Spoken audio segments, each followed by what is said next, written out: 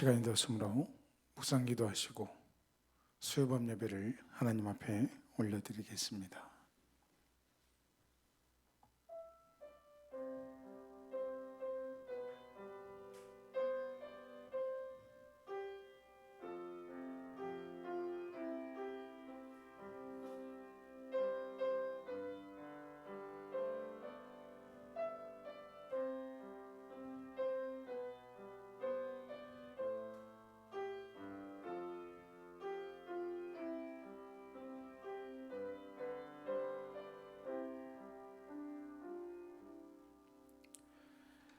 사랑과 은혜가 풍성하신 좋으신 하나님 감사합니다. 이 밤에도 우리가 하나님을 예배하는 시간을 거룩하게 구별하여서 각자가 있는 자리에서 하나님을 예배할 수 있도록 믿음과 또한 삶의 여건들을 허락하여 주시니 감사를 드립니다.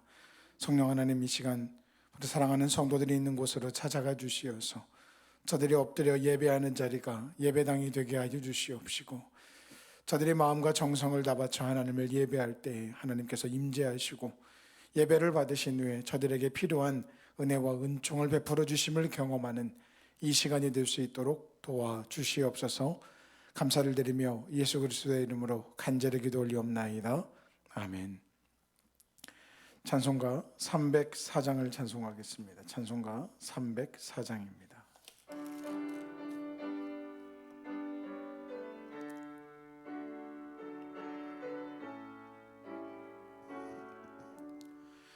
그 크신 하나님의 사랑 말로 다 영영 못하네. 저 높고 높은 별을 넘어 이 낮고 낮은 땅 위에 죄범한 영혼 구하려 그 아들 보내사 화목제물 삼으시고 죄 용서하셨네.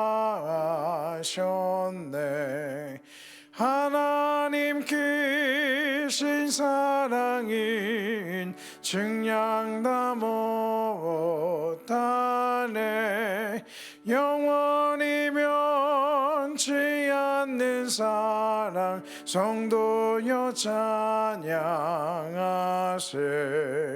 괴로운 시절 지나가고 땅 위에 영화생할 때 주 믿지 않던 영혼들은 큰 소리 외쳐 울어도 주 믿는 성도들에게 큰 사랑 베푸사 우리의 죄 사했으니 그 은혜 잊을까. 하나님 크신 사랑은 증량 다 못하네. 영원히 면치 않는 사랑 성도여 찬양하세. 하늘을 두루마리 삼고 바다를 먹물 삼아도 한없는 하나님의 사랑 다 기록할 수 없겠네. 하나님의 크신 사랑 그 어찌 다 아실까. 저 하늘 높이 사도 채우지 못하리. 하나님 크신 사랑인 증량 다 못하네. 영원히 면치 않는 사랑 성도여 찬양하세. 아멘. 함께 기도하겠습니다. 좋으신 하나님 감사합니다. 우리에게 하나님을 알게 하시고 믿게 하시고 또한 하나님의 자녀됨을 또한 우리로 고백하게 하시고 또한 예수 그리스도를 믿는 믿음 가운데 구원의 은혜를 우리로 누리게 하시고 확신 가운데 살아가게 하셔서 하나님이 정말 기뻐하시는 믿음의 삶을 살아가며 특별히 하나님의 자녀로서 이 세상 가운데 구별되어 살아갈 수 있도록 인도하여 주시는 데 진심으로 감사를 드립니다. 하나님, 우리를 구원의 은혜 가운데로 부르시고 자녀로 부르신 그 부르심에 합당하게 우리가 믿음으로 응답하여 살아가는 우리 모두가 될 수 있도록 도와주시며 우리의 삶에 우리와 함께 하시는 하나님을 늘 기억하고 그 하나님을 붙잡고 믿음으로 살아가는 우리 모두가 되게 하여 주시옵소서. 그래서 하나님의 은혜와 사랑을 받은 우리가 하나님의 영광을 드러내며 하나님이 기뻐하시는 믿음의 삶을 살아내므로 하나님께서 우리를 향하여 가지신 뜻과 계획을 이루어가는 그렇게 하나님이 주신 사랑과 은혜에 응답하며 살아가는 우리 모두가 되게 하여 주시옵소서. 특별히 하나님 간절히 기도합니다. 하나님께서 세우시고 정말 오늘까지 주의 영광을 위하여 귀하게 헌신하게 하신 이 교회가 하나님의 마음에 합한 교회가 되게 하여 주시옵시고 하나님의 뜻과 계획과 무엇보다 복음의 역사를 이루어가는 우리 교회가 되게 하여 주시옵소서. 그래서 하나님, 교회를 통하여 증거되어진 하나님과 예수 그리스도를 많은 이들이 믿게 하여 주시옵시고 그렇게 증거되어진 하나님과 예수 그리스도를 저들이 믿음으로 주 앞에 나와 예배하고 무엇보다 구원의 은혜를 저들이 누리며 살아가는 놀라운 역사가 일어나게 하여 주시옵소서. 그래서 하나님, 회복하는 교회가 하나님께서 이 마지막 때에 사용하시는 구원의 방주로서 쓰임받는 교회가 되게 하여 주시옵소서. 또한 하나님이 교회 가운데 정말 하나님께서 택하시고 구원하시기로 작정하신 주의 자녀들이 더욱더 많이 몰려들게 하여 주시어서 올 한 해 구원의 역사, 복음의 확장의 역사, 그리고 하나님의 나라가 이 교회 가운데 이루어짐을 경험하는 우리 모두가 되게 하여 주시옵시고 특별히 간절히 기도합니다. 이 교회를 통하여 하나님의 놀라운 구원 계획이 구령의 열정이 더욱더 뜨겁게 타올라 구원의 역사가 더욱더 널리 전파되어지고 또한 세워지는 역사가 우리 모두에게 있게 하여 주시옵소서. 특별히 하나님, 세우신 교회 가운데 세우신 귀한 장로님으로부터 권사님들, 안수 집사님, 그리고 또한 집사님들까지 하나님께서 함께하여 주시며 우리 청년들과 학생들까지 하나님께서 믿음을 더하여 주시어서 저들이 하나님이 세우신 교회를 함께 세워나가는 데 있어서 협력하고 함께하고 하나님의 영광을 드러내는 저들이 다 되게 하여 주시옵소서. 맡기신 직분에 합당하게 능력도 더하여 주시며 특별히 하나님과 교회를 위하여 저들이 헌신할 때에 저들의 생업에도 삶에 은혜를 더하여 주시어서 주신 은혜 가지고 더욱더 하나님의 영광을 위하여 또한 복음과 교회를 위하여 헌신하는 저들의 믿음과 열심이 될 수 있도록 도와주시옵소서.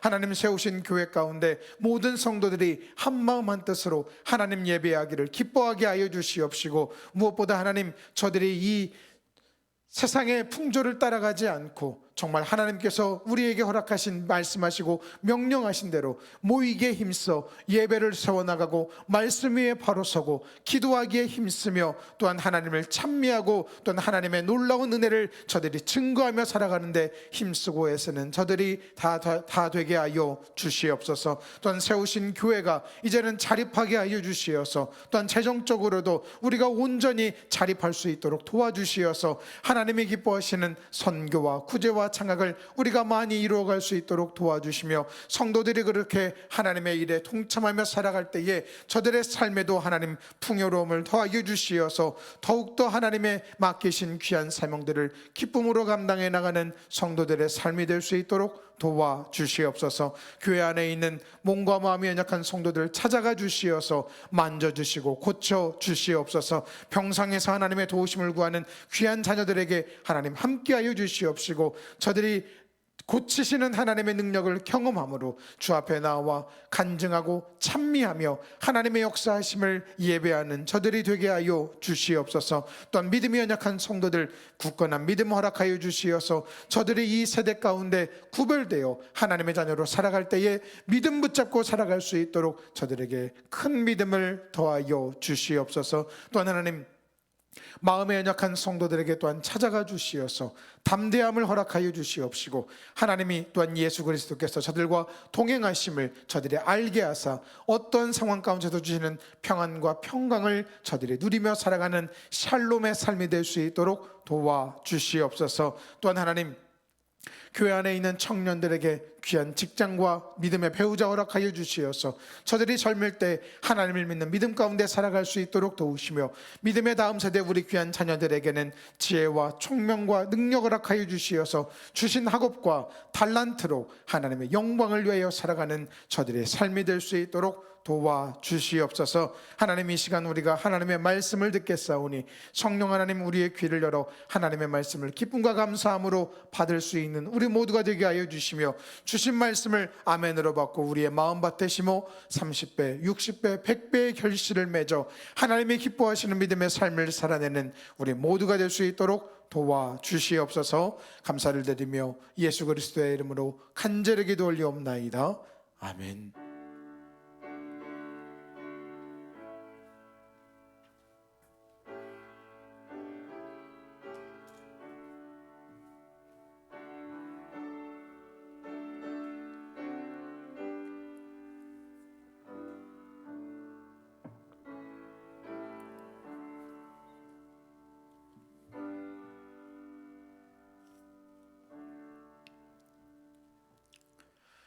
오늘 이 밤에 우리에게 주신 하나님의 말씀은 구약성경 창세기 20장입니다. 창세기 20장 8절부터 18절까지의 말씀입니다. 창세기 20장 8절부터 18절까지의 말씀을 저와 여러분이 한 절씩 교독하겠습니다. 교독합니다. 아비멜렉이 그날 아침에 일찍이 일어나 모든 종들을 불러 그 모든 일을 말하며 들려주니 그들이 심히 두려워하였더라. 아비멜렉이 아브라함을 불러서 그에게 이르되, 내가 어찌하여 우리에게 이렇게 하느냐? 내가 무슨 죄를 내게 범하였기에 내가 나와 내 나라가 큰 죄에 빠질 뻔하게 하였느냐? 내가 합당하지 아니한 일을 내게 행하였도다 하고, 아비멜렉이 또 아브라함에게 이르되, 내가 무슨 뜻으로 이렇게 하였느냐? 아브라함이 이르되, 이곳에서는 하나님을 두려워함이 없으니 내 아내로 말미암아 사람들이 나를 죽일까 생각하였으며, 또 그는 정말로 나의 이복 누이로서 내 아내가 되었음이니라. 하나님이 나를 내 아버지의 집을 떠나 두루 다니게 하실 때에 내가 아내에게 말하기를, 이후로 우리의 가는 곳마다 그대는 나를 그대의 오라비라 하라. 이것이 그대가 내게 베풀 은혜라 하였었노라. 아비멜렉이 양과 소와 종들을 이끌어 아브라함에게 주고 그의 아내 사라도 그에게 돌려보내고, 아브라함에게 이르되, 내 땅이 내 앞에 있으니 내가 보기에 좋은 대로 거주하라 하고, 사라에게 이르되, 내가 은 1000개를 내 오라비에게 주어서 그것으로 너와 함께한 여러 사람 앞에서 내 수치를 가리게 하였노니 내 일이 다 해결되었느니라. 아브라함이 하나님께 기도하며 하나님이 아비멜렉과 그의 아내와 여종을 치료하사 출산하게 하셨으니. 함께 읽습니다. 여호와께서 이왕에 아브라함의 아내 사라의 일로 아비멜렉의 집의 모든 때를 다 드셨음이더라. 아멘. 오늘도 이 밤에 각자 있는 곳에서 하나님을 예배하는 이 시간을 거룩하게 구별하여 예배하고 또한 기도하고 찬양하고 말씀 듣는 사랑을 회복하는 교회 모든 성도들에게 오늘 하나님께서 넘치는 은혜와 사랑 도하여 주시기를 주님의 이름으로 간절히 축원합니다. 우리는 지금 창세기 20장의 말씀을 통하여서 하나님께서 아브라함의 믿음을 더욱더 성장시키기 위하여 지금 아브라함이 아비멜렉에게 사라를, 자신의 아내 사라를 누이라고 속여서 이 일을 통하여 아비멜렉이 사라를 아내로 삼으려고 하는 일 때문에 하나님께서 그를 막으시고 그의 가정의 모든 태를 막으시는 그런 이야기. 그래서 이 일 가운데 아비멜렉이 자신의 억울함을 하나님께 소명하였고, 하나님이 그의 양심에 근거한 그의 과정을, 삶을 알고 계셨기 때문에 아비멜렉이 더 이상 죄를 범하여 하나님의 진노 가운데 있지 않도록 하기 위하여 막아서셨고, 그래서 그 일을 통하여 아비멜렉이 사라를 돌려보낸, 그리고 아브라함은 이 일을 통하여 하나님을 더욱더 믿고 신뢰하게 되는 이야기가 창세기 20장에 담겨져 있고, 우리는 지난 시간과 오늘까지의 말씀을 통하여 이 본문에 드러난 하나님이 어떤 분이신지를 말씀을 통해 나누고 있습니다. 첫 번째로 본문에 등장하는 하나님은 어떤 하나님이라고 그랬어요? 신원하시는 하나님이다. 즉 믿는 자의 자녀들의 억울함을 풀어주시는 분이시다라고 우리가 말씀을 나누었었습니다. 사랑하는 자녀들이 세상 가운데 살아가는 동안 힘과 능력이 없어 억울한 일을 당할 때에 하나님께서는 그 자녀들의 고통을 그대로 두고 보시는 것이 아니라 반드시 하나님의 능력으로 풀어주실 것을 약속하고 계십니다. 그래서 우리가 억울한 일을 당할 때에 우리가 직접 다니면서 그것이 아니다라고 소명하고 해명하고 억울한 일을 풀기 위하여 노력할 것이 아니라 이 일을 하나님께 토설하는 것이 훨씬 더 중요하다라고 말씀을 나누었었어요. 하나님께서는 신원하시는 하나님이시기 때문에 하나님의 자녀들뿐만 아니라 이 세상 살아가는 사람들의 모든 억울함을 반드시 풀어주시는 분이시다. 우리가 그것을 믿고 우리의 모든 문제를 하나님께 내어 맡기는 믿음 가운데 살아야 된다라고 말씀을 드렸어요. 두 번째 본문에 등장하는 하나님은 어떤 하나님이셨어요? 중심을 보시는 하나님이셨습니다. 하나님은 결과론자가 아니라고 말씀을 드렸지요. 우리는 보통 사람들은 결과만 가지고 이야기를 합니다만 하나님은 결과가 아무리 좋을지라도 그 과정에 하나님이 기뻐하실 만한 공의와 정의가 배제된 그런 선한 결과에 대해서는 하나님이 전혀 기뻐하지 않으신다라는 거예요. 특별히 아비멜렉이 결과적으로는 아브라함의 아내를 빼앗아서 자신의 아내로 삼으려고 하는 이 죄 가운데 있었지만, 이것에 대하여 아비멜렉이 하나님께 나는 실은 그의 누이라고 하여서 내가 결혼하려고 한 것이다 라고 소명을 하자 과정까지 모든 것을 보시는 하나님, 특별히 그의 중심을 보시는 하나님께서 내가 너의 의로움을 안다, 그래서 그가 더 이상 죄 가운데서 하나님의 심판에 놓이지 않도록 하나님께서 이렇게 은혜를 베풀어 주시는 것을 보게 됩니다. 하나님은 우리의 중심을 보시는 하나님이시지요. 그래서 우리가 죄 가운데 살아갈 때에 정말 하나님께로 돌이키게 하기 위하여 하나님이 때로는 우리를 징계하셔서라도 우리의 중심이, 또한 우리의 삶이 하나님 앞에 의롭고 하나님이 기뻐하실 만한 삶을 살아가도록 만드시는 하나님이시다.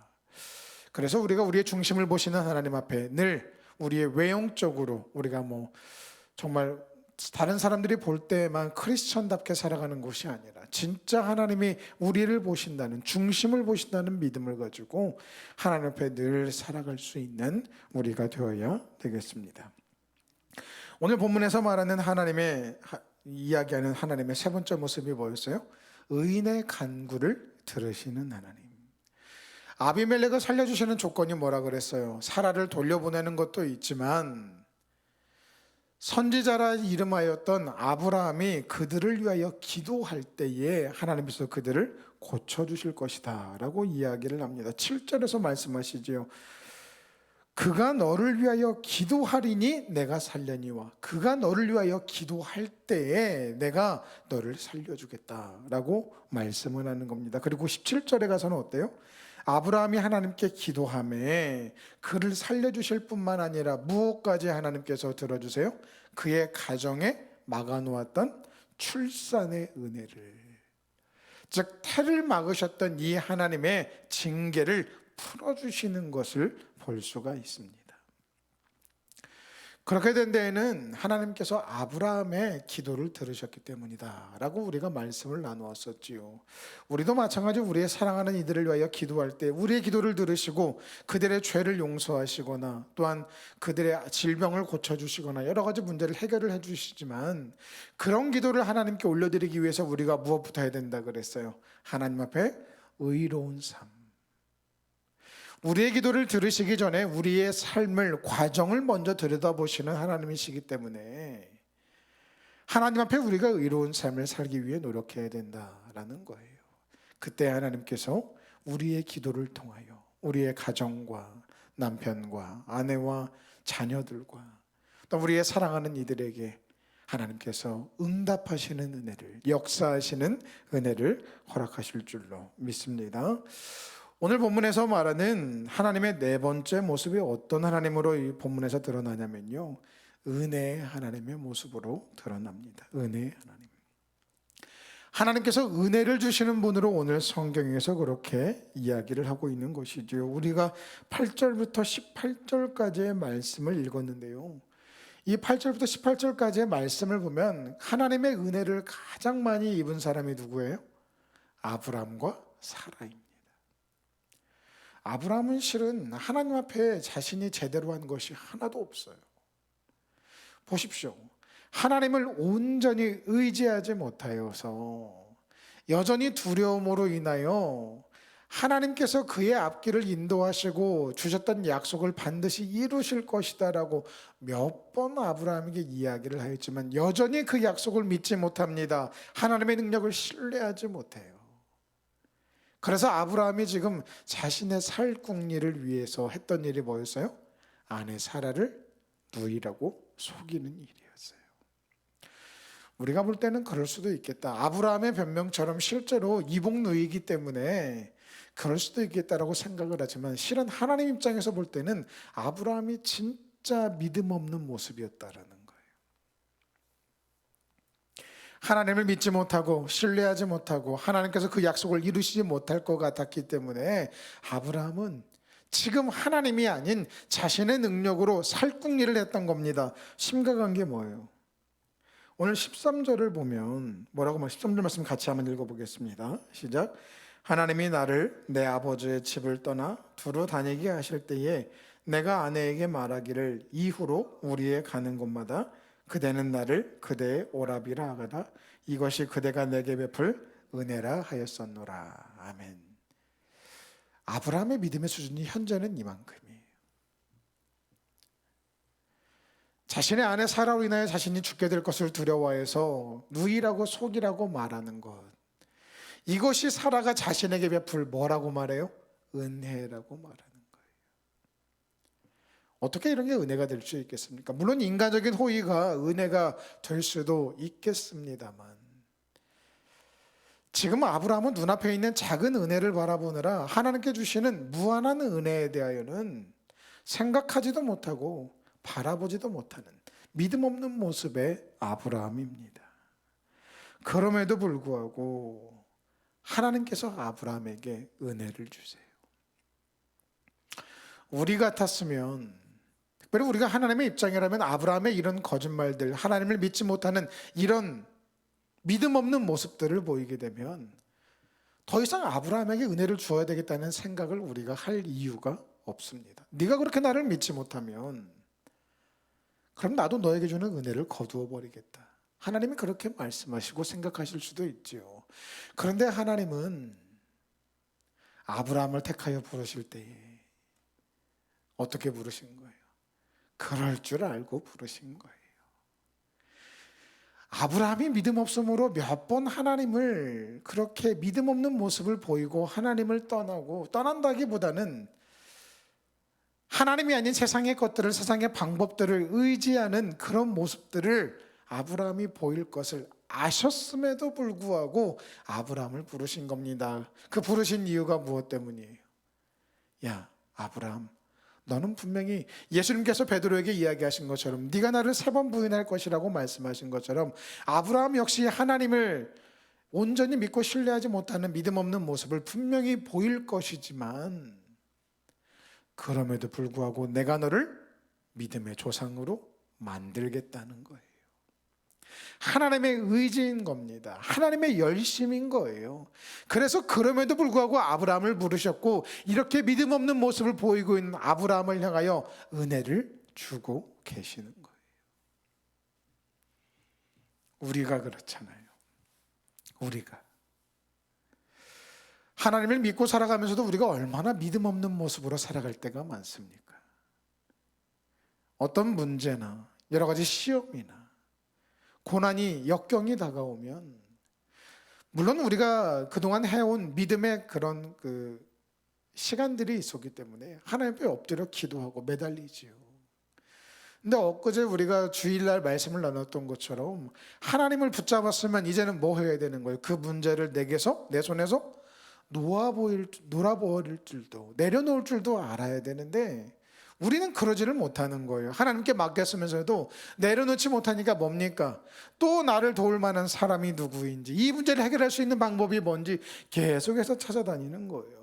그렇게 믿음 없는 우리의 모습이지만 여전히 하나님이 우리를 뭐하고 계시는 거예요? 사랑하고 계시는 거예요. 그 사랑 때문에 믿음 없는 우리에게도 하나님이 여전히 은혜를 주고 계시는 겁니다. 오늘 본문에 아브라함만 하나님의 은혜를 입었습니까? 아니요. 아비멜렉도 하나님의 은혜를 입었습니다. 아비멜렉의 가문에 하나님께서 그냥 그 가문을 쓸어 없애버리려고 한다면 얼마든지 그러실 수 있는 분이 하나님이세요. 그런데 아브라함과 사라의 일로 그의 가문에 미리 경고하셔서 그들이 죄 가운데서 죽지 않도록 막아서시는 은혜를 그들에게 주십니다. 그러면 이 은혜를 아비멜렉에게 왜 주셨을까요? 아비멜렉이 하나님을 믿는 사람이어서? 아니요, 아비멜렉은 하나님을 믿는 사람이 아니었어요. 하나님이 기뻐하실 만한 구석이 그 안에는 하나도 없었습니다. 그럼에도 불구하고 하나님은 아비멜렉을 긍휼히 여기셔서 아브라함의 일로 그와 그의 모든 가문이 멸문지화를 당하게 되는 것에 대하여 긍휼의 마음으로 그들을 막아서시고 그들이 죄 가운데서 혹시라도 저지를 그 범죄함 가운데 돌이키도록 하나님이 그들에게 은혜를 베푸셨다라는 겁니다. 아비멜렉 입장에서는 참으로 억울할 수도 있습니다. 하나님이 뭐 은혜를 주셨다라고는 하지만 아비멜렉이 애초부터 아브라함이 오지 않았고 이런 거짓말을 하지 않았으면 이런 문제가 생기지 않았을 수도 있죠. 아비멜렉 입장에서는 억울한 일이지만 그럼에도 불구하고 이 억울한 일로 인하여 그와 그의 가문이 하나님 앞에 죄를 범하는 일을 하나님은 막아서심으로 그들에게 은혜를 베푸심으로 그들이 살 길을 열어주셨다라는 거예요. 아브라함과 아비멜렉 모두 하나님의 은혜를 얻었으나 입었으나 그들이 은혜를 받을 만한 합당한 자격을 가지지 못한 자들이었어요. 하나는 한 사람 아비멜렉은 아예 믿지 않는 사람이었고 아브라함은 믿기는 믿으나 은혜를 받을 만큼 충분한 온전한 믿음을 가진 자도 아니었다라는 거예요. 그럼에도 불구하고 하나님은 아브라함과 아비멜렉 모두에게 은혜를 베푸십니다. 왜요? 하나님은 은혜의 하나님이시기 때문에. 그래서 오늘 본문을 통하여 하나님은 자신을 은혜의 하나님으로 드러내십니다. 특별히 아비멜렉이 자신이 억울하다는 것을 어필하고 있지요. 오늘 성경을 보면 뭐라고 말합니까? 자신이 의롭다라고 이야기를 합니다. 4절 말씀을 볼까요? 4절 말씀 같이 읽어보겠습니다. 시작. 아비멜렉이 그 여인을 가까이 하지 아니하였으므로 그가 대답하되 주여 주께서 의로운 백성도 멸하시나이까. 자신을 의롭다라고 이야기를 해요. 여러분, 아비멜렉이 진짜로 하나님의 입장에서 의로운 삶을 살아서 자신이 의롭다라고 이야기를 한 걸까요? 아닙니다. 진짜 의롭다라는 말이 하나님과 같은 죄가 없는 상태, 이 상태를 의롭다라고 말하잖아요. 그런데 아비멜렉이 진짜 의로워서 의롭다라고 말한 게 아니라 여기서 의로운 백성이라고 자신을 표현한 이유는 무엇 때문이었어요? 이번 일에 관하여 나는 결백합니다. 이것을 말하고 있는 것이지요. 자, 이 일에 대하여 아비멜렉 입장에서는 되게 억울할 수 있습니다. 그런데 하나님은 가혹하리만큼 아비멜렉과 그의 가문에 무서운 소식을 전하세요. 그게 뭐였어요? 첫 번째, 사라를 돌려보내지 않으면 너희 가문이 다 죽을 것이다. 두 번째, 하나님이 그들에게 주신 그 조치하신 내용이 뭐였어요? 그들의 태의 문을 닫아버리신 거예요. 자, 그러면 여기에서 그들에게 그냥 죽음에 대하여 경고하시는 것으로 끝날 수도 있었는데 왜 태의 문을 닫아버리셨을까? 그거에 대하여는 두 가지의 의미가 있습니다. 첫 번째는 뭐냐면 지난 시간에 잠깐 언급을 했었습니다만 하나님의 구속사에 방해가 될 수 있기 때문이에요. 아브라함을 향한 하나님의 약속이 뭐였습니까? 반드시 너에게서 나올 아들을 통하여 내가 나라와 민족을 형성하겠다. 그리고 그 아들을 통하여, 그의 후손을 통하여 오실 분이 누구세요? 예수 그리스도. 그 예수 그리스도에 이르는 그 아브라함을 통하여 그의 모든 자손들이, 백성들이 하나님의 의와 공도를 행하는, 그래서 구원의 은혜 가운데 들어가게 하는 것이 하나님을, 아브라함을 부르신, 복으로 부르신 근본적인 이유라는 겁니다. 그런데 여기에서 만약에 아비멜렉이 사라를 통하여 자녀를 낳게 되면 하나님의 그 뜻이, 하나님의 계획에 문제가 생길 수가 있다라는 거예요. 그래서 하나님께서는 사라의 순결을 지키기 위하여서, 또 하나님의 뜻을 이루기 위하여서 아비멜렉의 그 가치반의 모든 태의 문을 닫아버리신 거예요. 자, 그래서 17절을 보면 아브라함이 하나님께 기도하며 하나님이 아비멜렉과 그의 아내와 여종을 치료하사 출산하게 하셨으니 라고 이야기를 합니다. 이 출산하게라는 말에 쓰인 히브리어 단어가 뭐냐면 얄라드라는 단어예요. 얄라드가 뭐냐면 말 그대로 출산하다, 아이를 낳다라는 그런 의미입니다. 그런데 재미있는 것은요, 이 얄라드라는 단어가 어떻게 쓰이냐면 동성, 그러니까 동성동사, 양성동사로 사용하게 됩니다.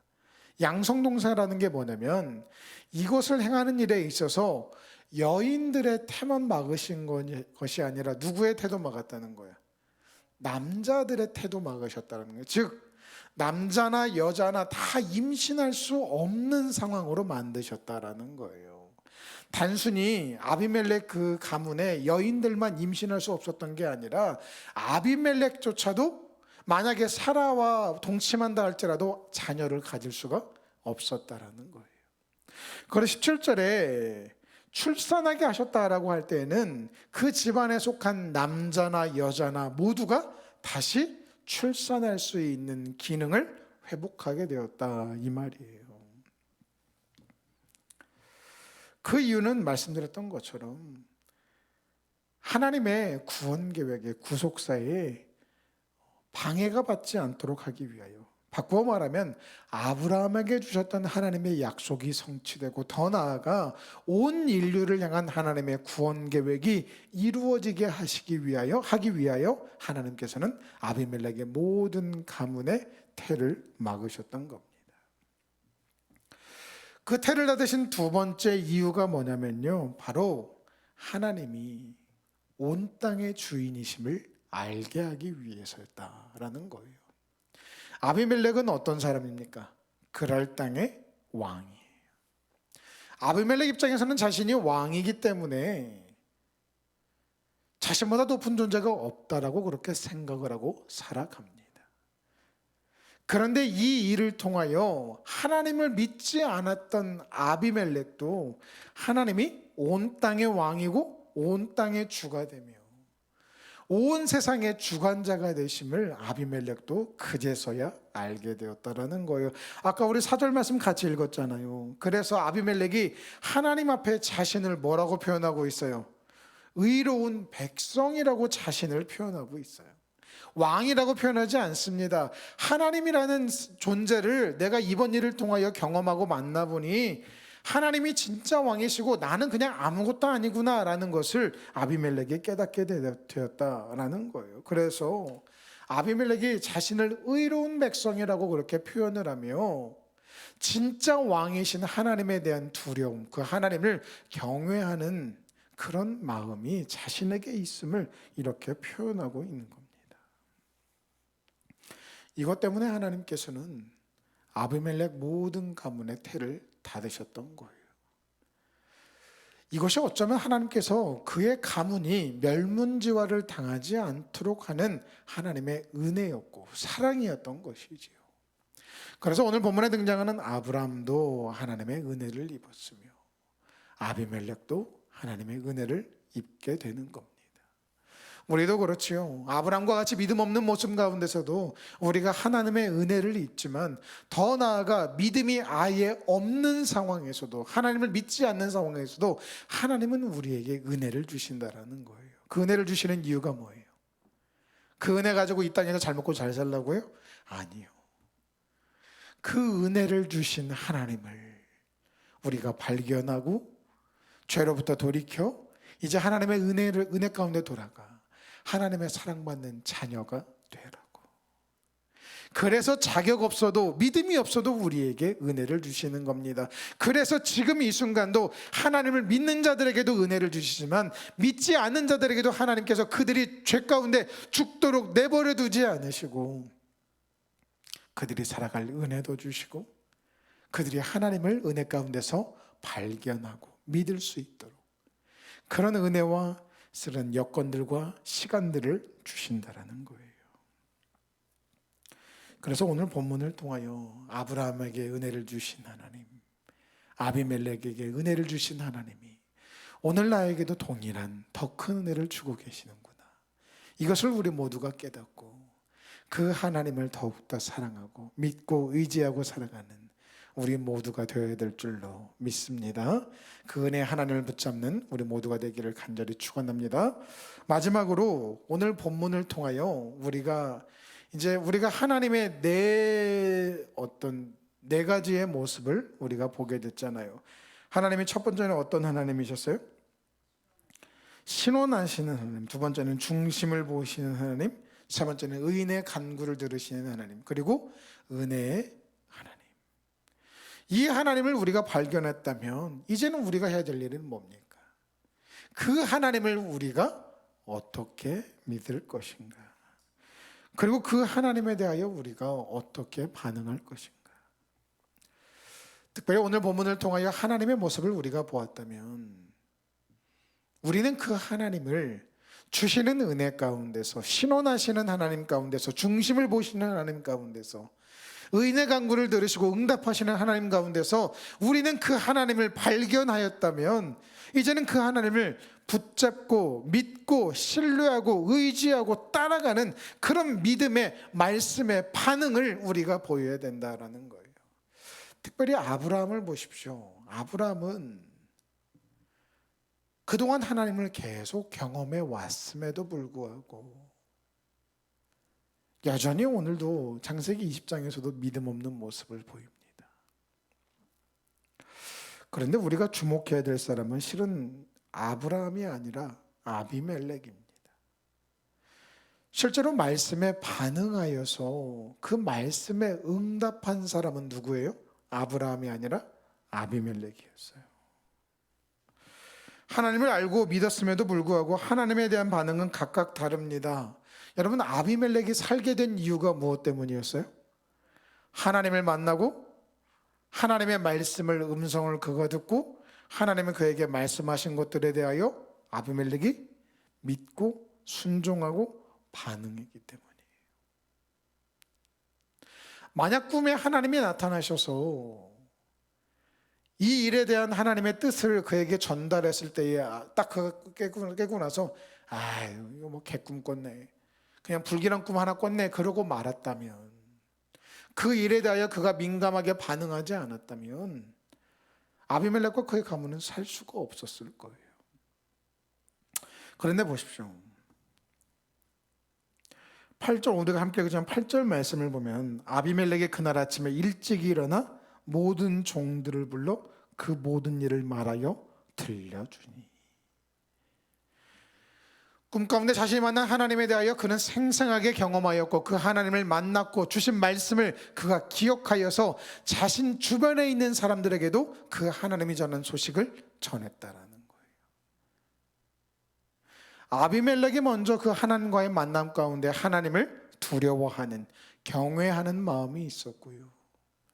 그리고 더 나아가 자신과 함께하는 모든 종들을 불러 그 하나님에 대하여, 그 일에 대하여 들려주므로 그들 역시 하나님을 두려워하고 경외하며 살아가도록 만들었다라는 겁니다. 아비멜렉이 살게 된 첫 번째 이유가 뭐냐면요, 하나님에 대한 경외가 그에게 있었기 때문에 아브라함이 살 수가 있었어요. 아무리 하나님께서 그를 찾아가시고 하나님의 말씀을 듣는다 할지라도 그가 하나님을 두려워하고 경외하는 마음이 없으면 살 수가 없었을 겁니다. 누가 그런 대표적인 모습을 보여줘요? 애굽의 바로가 그렇죠. 모세를 통하여 하나님의 뜻을 그들이 들었음에도 불구하고 그는 하나님의 뜻에 대하여 반응하지 않습니다. 끝까지 버티다가 10가지 재앙 그들이 다 경험하고 마지막 그가 정말 그의 군사와 함께 홍해바다에서 다 수장되어 죽기까지 그들은 하나님을 향한 경외의 마음이, 믿음이 없었어요. 두려워하는 마음이 없었습니다. 그래서 그들은 다 죽게 되었던 것이지요. 하지만 아비멜렉은 다릅니다. 그랄 땅의 왕이었음에도 불구하고 꿈에 나타나신 하나님을 그가 두려워하는, 경외하는 마음이 그에게는 있었기 때문에 그가 살 수 있었던 거예요. 두 번째, 그가 살 수 있었던 이유가 뭐냐면요, 하나님의 말씀을 믿었습니다. 그가 하나님을 믿었다, 하나님을 향한 우리가 말하는 그 믿음의 분량과도 같이 하나님을 믿었다, 그런 이야기는 아니에요. 근데 하나님이 나타나셔서 뭐라고 말씀하세요? 그 일로 인하여 너와 내 가문이 다 죽을 거다. 그러나 네가 놓아주고 아브라함이 너를 위하여 기도하면 너희가 살 것이다. 여러분, 이 말 아비멜렉 입장에서는 얼마든지 무시할 수 있었을 겁니다. 근데 아비멜렉은 무시해요, 안 해요? 안 합니다. 그 말을 그대로 하나님의 말씀을 믿고 그의 종들에게 전달하였고, 그리고 그 믿음대로 아브라함에게 행하는 것을 보게 됩니다. 하나님의 말씀을 아비멜렉이 듣고 믿었기 때문에 그는 살 수가 있었던 거예요. 세 번째로 그가 살 수 있었던 세 번째 이유는 뭐냐면 하나님의 그 자신이 믿었던 말씀에 대하여 행동으로 반응했기 때문입니다. 단순히 두려움으로 끝났다면 그는 살 수 없었을 거예요. 하지만 아침에 일어나 종들에게 들려준 이후에 그가 한 일이 뭡니까? 아브라함을 불러서 네가 어찌하여 내게 이런 일을 행하였느냐라고 그를 책망한 후에 아브라함에게 무엇을 줘요? 짐승들과 또한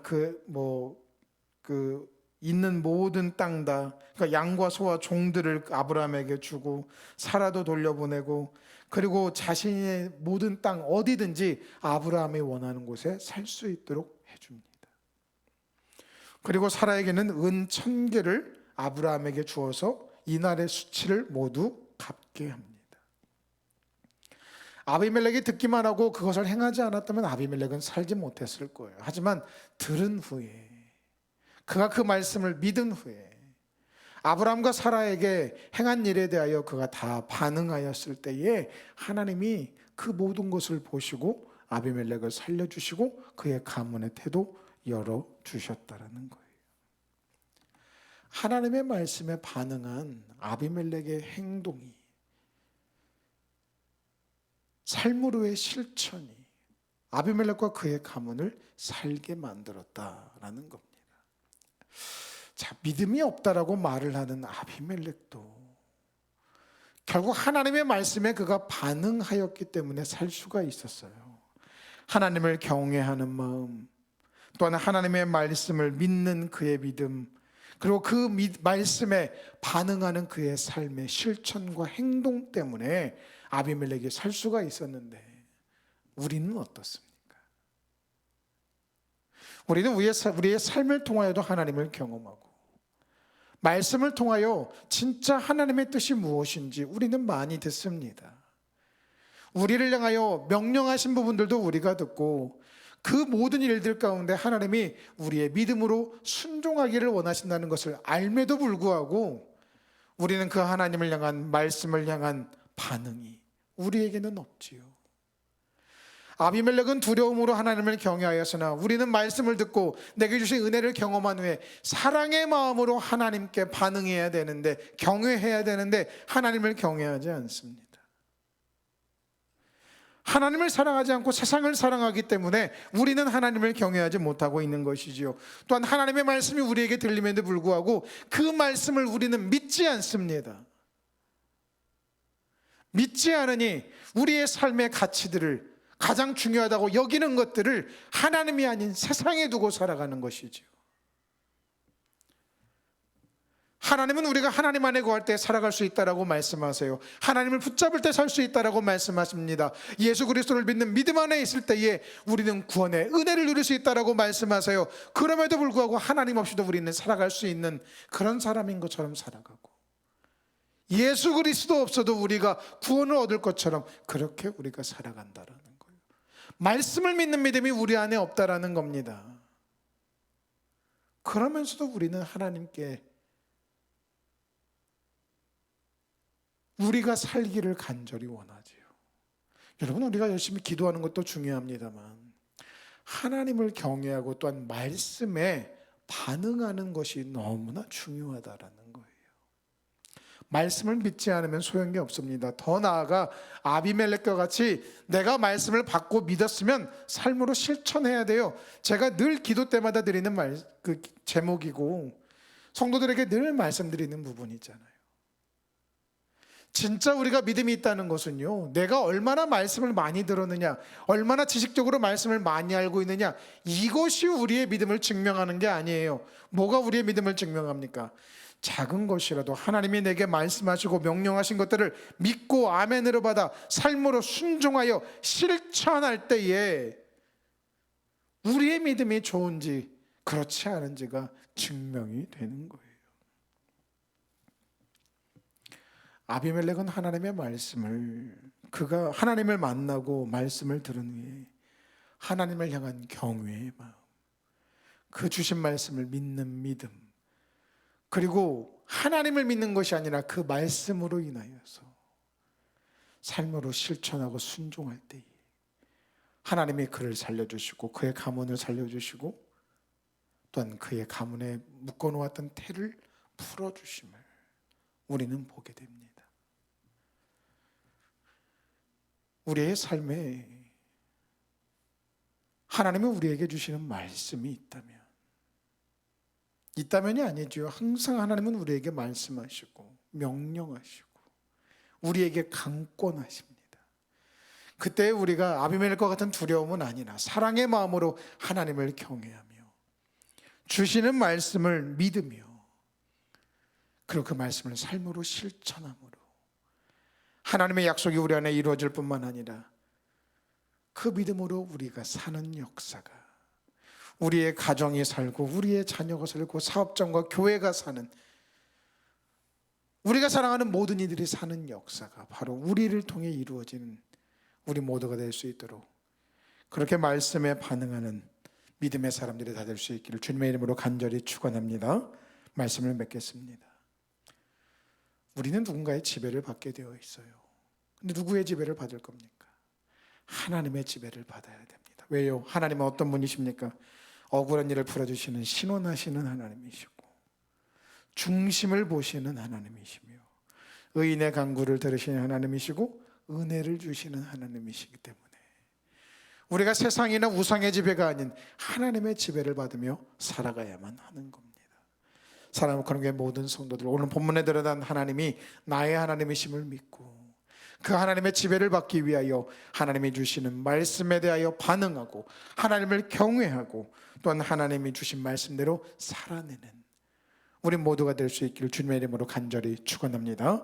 이 시간 우리가 결단하며 기도할 때에 하나님, 내가 자격 없는 상황 가운데서 내게 은혜 주신 하나님을 말씀을 통해 내가 만났습니다.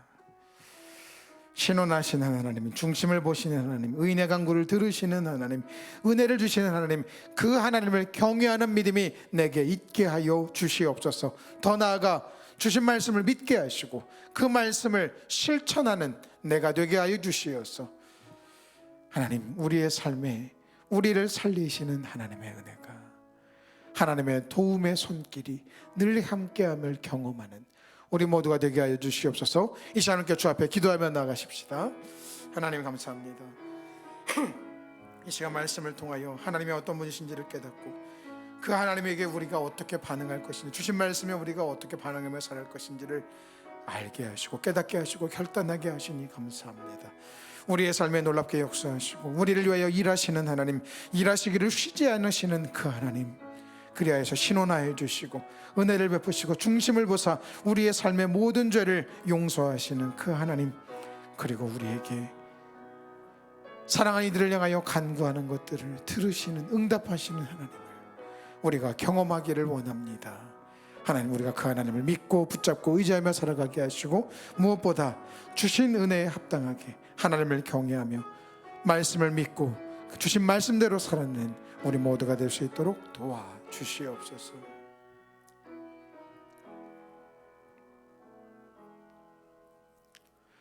자격 없는 우리를 사랑하시고 택하여 부르셔서 은혜 주신 하나님을 우리가 찬미합니다. 그런 우리를 부르셨고 믿음 없는 아브라함에게 은혜 주신 것처럼 믿음 없는 우리에게 은혜 주셨고, 아예 하나님을 믿지 않았던 아비멜렉에게도 은혜를 주신 하나님이 우리에게도 은혜 주신 것을 우리가 믿습니다.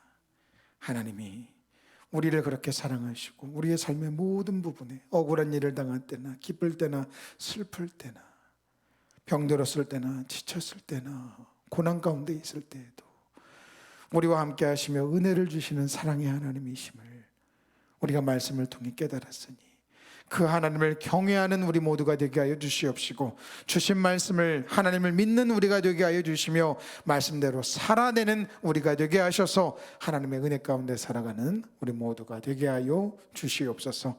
감사를 드리며 예수 그리스도의 이름으로 간절히 기도 올리옵나이다. 아멘. 우리 찬송가 430장 부르신 후에 주님 가르치신 기도로 예배를 마치겠습니다. 찬송가 430장입니다.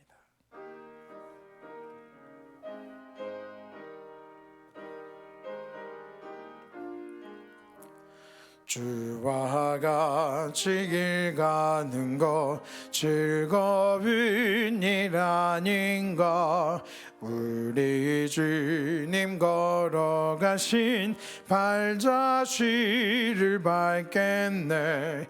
한 걸음 한 걸음 주 예수와 함께 날마다 날마다 우리 걸어가리. 어린아이 같은 우리 미련하고 약하나 주의 손에 이끌리어 생명길로 가겠네. 한 걸음 한 걸음 주 예수와 함께 날마다 날마다 우리 걸어가리.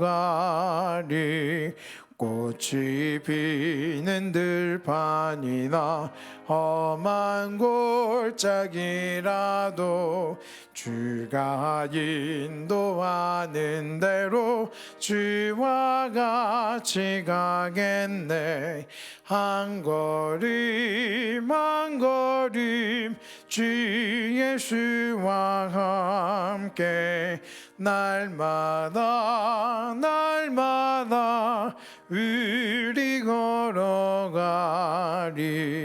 옛 선지자의 녹같이 우리들도 천국에 들려 올라갈 때까지 주와 같이 걷겠네. 한 걸음 한 걸음 주 예수와 함께 날마다 날마다 우리 걸어가리. 하늘에 계신 우리 아버지, 아버지의 이름을 거룩하게 하시며 아버지의 나라가 오게 하시며 아버지의 뜻이 하늘에서와 같이 땅에서도 이루어지게 하소서. 오늘 우리에게 일용할 양식을 주시고 우리가 우리에게 잘못한 사람을 용서하여 준 것 같이 우리 죄를 용서하여 주시고 우리를 시험에 빠지지 않게 하시고 악에서 구하소서. 나라와 권능과 영광이 영원히 아버지의 것입니다. 아멘.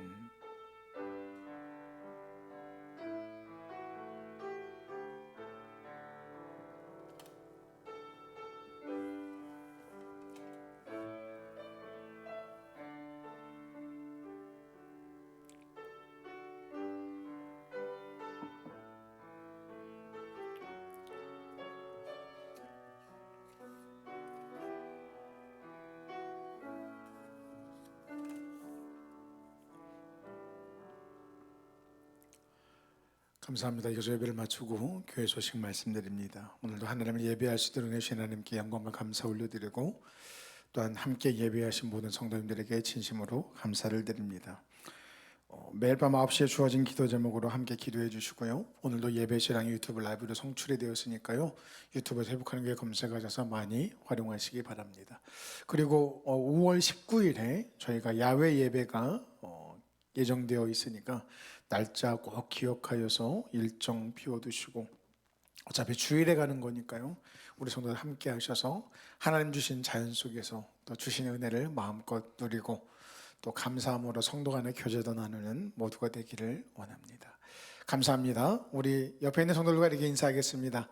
참 잘 오셨습니다.